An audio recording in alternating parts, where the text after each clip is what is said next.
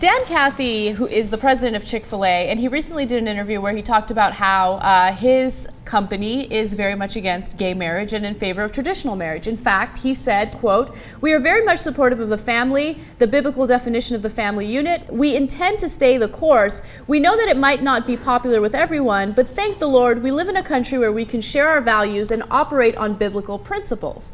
Now, it's interesting because after he said that, and he was very defiant when he was questioned about it, all of a sudden, Chick-fil-A is coming out against what Dan Cathy said. They released a statement saying, "The Chick-fil-A culture and service tradition in our restaurants is to treat every person with honor, dignity, and respect, regardless of their belief, race, creed, sexual orientation, or gender. We will continue this tradition in over 1,600 restaurants run by independent owners/operators. Going forward, our intent is to leave the policy debate over same-sex marriage to the government and political arena." Okay, well, that's fine and dandy. You're fine with gay people buying your product. That's what I get from that statement. But how about the $2 million that you guys donated last year to organizations like Exodus International? How about that? Mm-hmm. That's a little bit of a problem. Yeah. What I got a sense of from that quote, the backpedal quote, is the people who run the individual franchises are like, wait a minute, you're killing my business. I'm not even anti-gay.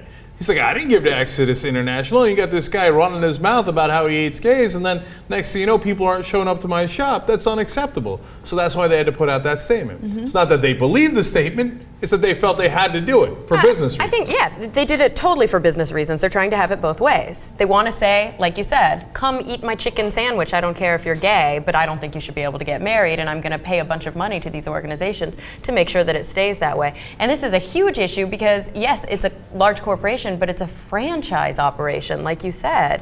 So now all of a sudden, these individual Chick-fil-A's across the country are kind of carrying that mark with them. It's a really bad idea to go on like this media tour where you're talking about how much you hate the gay community, especially when it's a franchise like that. Right. And look, think about the most extreme case. They just opened up a Chick-fil-A in West Hollywood. Okay, mm-hmm. And West Hollywood happens to be a part of town in Los Angeles that has more gays in it.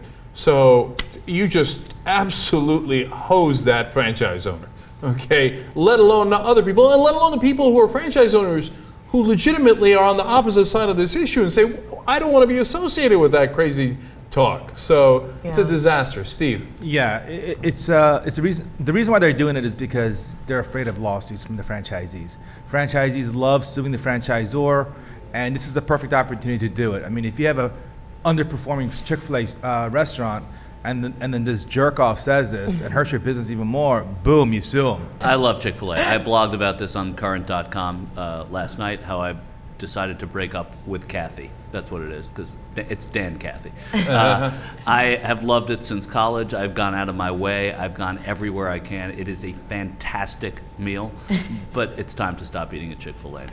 And so that's it. It's officially banned. And it's funny. One of the things I said in the article is that they've always been closed on Sunday. They've always been a religious thing, and because they wanted to give their employees time to pray. And what I would do is pray that they change the rules so that they would open on Sundays. But by the way, that didn't seem to work. Right. Yeah, but there comes a time when somebody's spitting in the face of people you know and work with and love and care for that you stop going to where they're being spat at. Yeah. By the way, don't be fooled. Just because they give their employees Sundays off doesn't necessarily mean they're very nice to their employees. It turns out that some employers have been fired in the past for sinful behavior. Oh, really? Yeah. I wonder what that includes. Probably being gay.